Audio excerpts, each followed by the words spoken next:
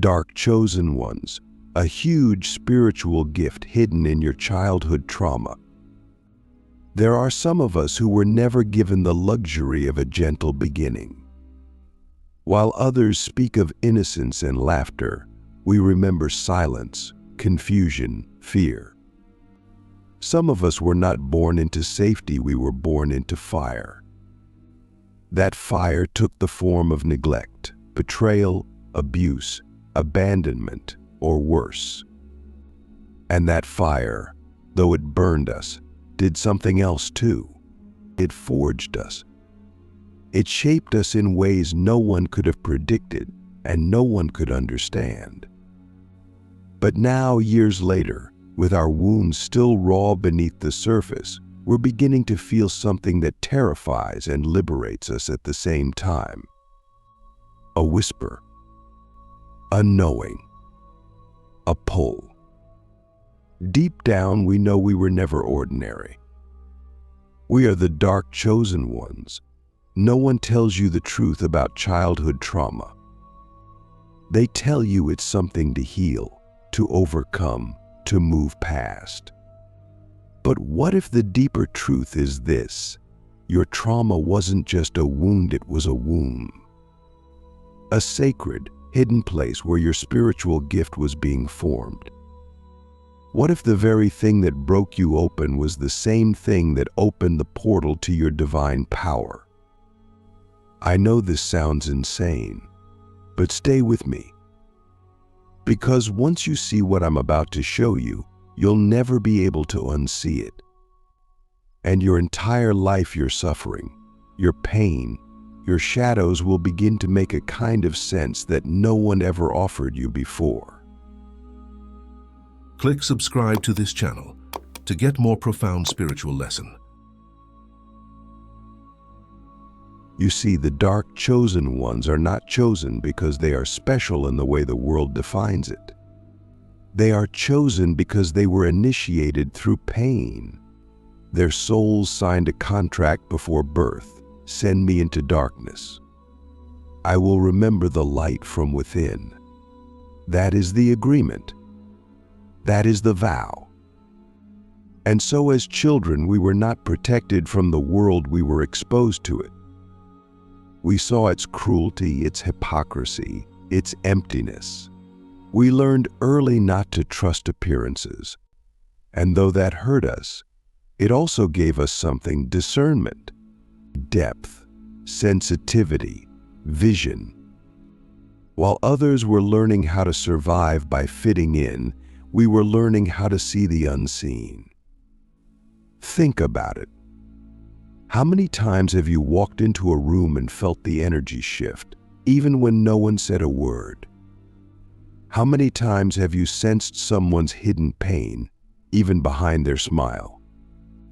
How many times have you known something was off, even when you couldn't explain why?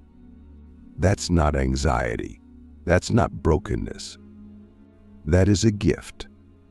A spiritual radar refined through trauma. Because when your nervous system was forced to stay on high alert as a child, it became hyper-attuned. And now that sensitivity, though once a survival mechanism, is a superpower. But only if you learn how to master it. And that's the part no one teaches: the mastery. Because most of us were taught to suppress our pain, to deny our past, to pretend we're okay. But the dark chosen ones can't do that. We try. We try to fit in, to be normal, to play the game. But something always pulls us back. Something always breaks down. Because we're not here to blend in. We're here to break the illusion. We're here to transmute the dark.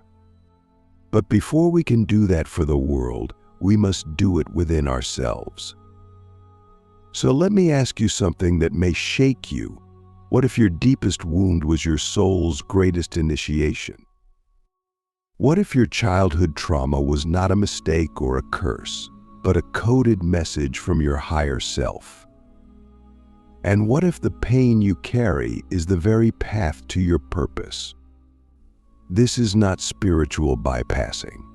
This is not about glorifying trauma. This is about reclaiming the power that has been hidden inside your story. Because until you do, that story will control you. It will shape your beliefs, your relationships, your self-worth. But when you finally stop running from it, when you step into it with eyes wide open, you begin to see the design, the intelligence, the sacred architecture behind your suffering. You remember that you came here to embody the light, not by avoiding the dark, but by walking through it. You remember that your pain gave you access to dimensions of empathy and insight that others can't reach.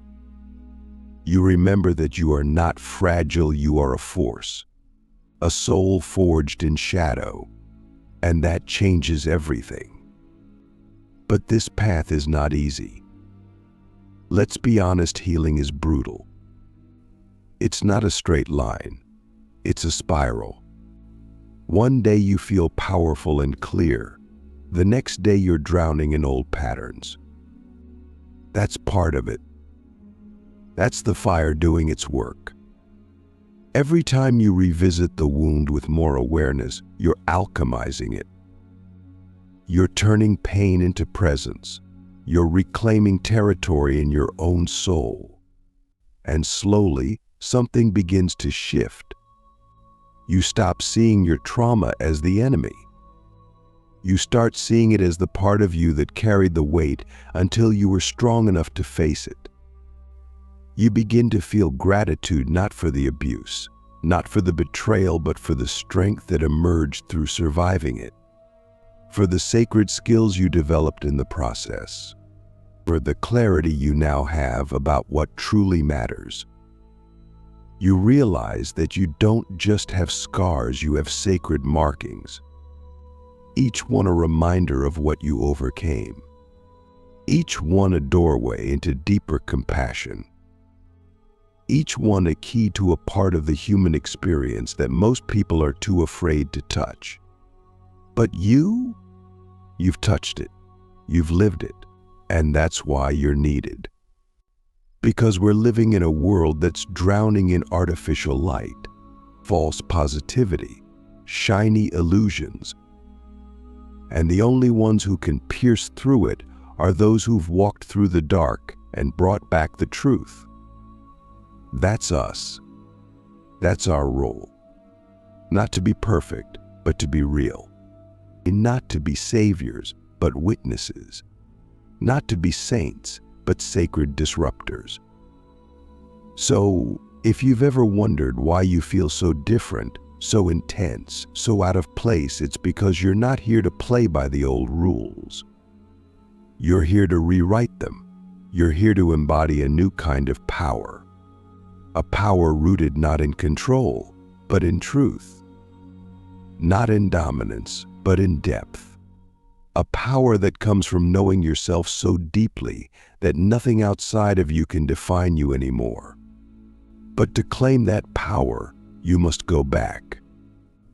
Not to live in the past, but to retrieve the parts of yourself you left behind. The inner child who still waits for someone to say, I see you. I believe you. I love you. Be that person. Be the one who goes back with compassion, with presence, with strength. Because when you do, something miraculous happens. That child stops hiding. That part of you that was frozen in time begins to thaw. And with it comes the gift, the creativity, the intuition, the wildness, the magic that was buried beneath the pain. You begin to feel whole, not because you've erased the past, but because you've integrated it. You've reclaimed it, and now you can choose. You can choose how your story shapes you. You can choose what meaning you assign to your pain. You can choose to be the author of your life, not the victim of your past. And that, my friend, is the moment you become dangerous in the most beautiful way. Because now you are no longer controlled by fear. Now you are grounded in truth. Now you are living from the inside out. And that radiates, that ripples, that transforms everything. This is the gift hidden in your trauma. This is the power of the dark chosen ones. We are not here to be saved. We are here to awaken. We are here to remember. We are here to lead not from ego, but from essence. Not from wounds, but from wisdom. And the world is desperate for that wisdom. The world is starving for that depth. And we are the ones who have it, not because we read it in a book, but because we lived it. We earned it. We became it.so. The question now is simple. Are you ready to stop running? Are you ready to step into the fire, not to be burned, but to be reborn? Are you ready to claim the spiritual gift that has been buried inside your pain all along? Because once you do, everything changes. You'll still feel fear. You'll still feel doubt, but you'll know who you are beneath it. And that knowing, that's the beginning of real freedom. That's the beginning of your true path. That's the beginning of your power. How to transmute your pain into power and become who you were born to be. There comes a time in every dark chosen one's journey where the pain can no longer be tolerated as just pain. Where the ache inside your chest, the weight that has followed you since childhood, the hidden tears of your inner child, can no longer be carried as burdens. They begin to burn. And in that burning, something ancient awakens. You start to feel it not as suffering, but as signal, as sacred instruction. This is the turning point. The moment when you stop wishing your past was different and begin to understand that it happened exactly as it needed to for you to become who you are now becoming. This is alchemy, not metaphorical alchemy, not the kind that lives in mystical books or fantasy tales. I mean the real alchemy of the soul, where you take what was meant to destroy you and forge it into the very foundation of your destiny. Pain is not the end. Pain is the forge. And the dark chosen ones? We're the ones who step inside that forge willingly, because deep down we know. We know there is gold in the fire. We know there's something waiting for us on the other side of our suffering, but we can only access it if we stop avoiding and start alchemizing. If we stop running and start remembering. Because no matter how broken you feel, no matter how much shame you carry, no matter how long you've been stuck in the past, there is power buried inside all of it. Real, tangible, soul-deep power. And when you learn how to extract that from the wreckage of your trauma, you don't just heal, you become unstoppable. But let's be honest. Alchemy is not a quick fix. It is not a spiritual bypass. It's not pretending that everything is love and light when your nervous system is screaming and your heart is still bleeding. Alchemy is the work of the warrior soul. It's messy. It's uncomfortable. It requires you to sit with the very feelings you've spent your whole life trying to escape. It requires you to look into the mirror and meet the parts of yourself you tried to exile. The rage, the shame, the fear, the neediness, the part of you that still cries out for love but is terrified to receive it. You meet all of that, and instead of judging it, you stay. You breathe, you listen, you honor it, and slowly the energy begins to shift, because emotions are not meant to be suppressed. They are meant to be transmuted. They are raw spiritual energy, waiting for direction. When you repress them, they become illness, self-sabotage, addiction. But when you face them with presence, they become wisdom. They become life force. They become vision. That's the code. That's the process. You don't need to escape the pain, you need to enter it consciously. You need to learn its language. You need to decode the messages your childhood trauma is still trying to deliver. And here's the wild part. The trauma isn't in the event itself. It's in the meaning you assign to it. As children, we don't know how to process pain, so we internalize it. We make it about us. They left because I'm unworthy. They hurt me because I'm bad. They didn't protect me because I'm not lovable. These beliefs become the blueprint of our adult life. They shape who we choose, what we tolerate, how we show up. And unless we change those beliefs, unless we extract the soul truth from the lie, we stay trapped. Not because we're broken, but because we've forgotten who we are beneath the wound. So here's the work. You go back not to relive the pain, but to reclaim the truth. You find that scared little version of you and you tell them the truth they never heard. You were never the problem. You were never too much. You were never not enough. What happened to you was never your fault. And when you say those words from a place of deep presence, they begin to land. They begin to rewrite the code. Your inner child begins to trust again. Your nervous system begins to soften.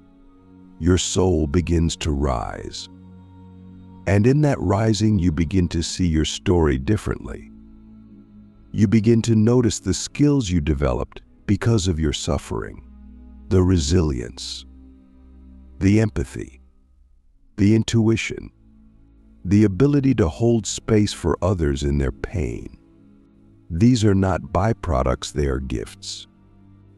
They are soul technologies. And when you own them, when you embody them, you become a force. You become a guide. You become the person you needed when you were younger. And that is the most sacred role you can play. But don't get it twisted. This isn't about becoming a guru or a savior. This is about becoming you. The real you. The you that existed before the trauma, before the conditioning, before the masks. The you that still lives beneath the rubble. And that you is not weak. That you is not lost. That you is the fire. And when you reconnect with that essence, you begin to walk differently, speak differently, love differently. Because now you're not operating from the wound, you're operating from the wisdom. Let me ask you something deep. What would change in your life if you truly believed that your pain was part of your preparation? What if every heartbreak, every betrayal, every abandonment was actually a sacred training ground for the mission you're here to fulfill? Because here's the truth, your purpose is not separate from your past. It is born from it. The very thing you thought disqualified you is the thing that qualifies you the most. Because you've lived it. You felt it. And now you can guide others through it, not from theory, but from embodiment.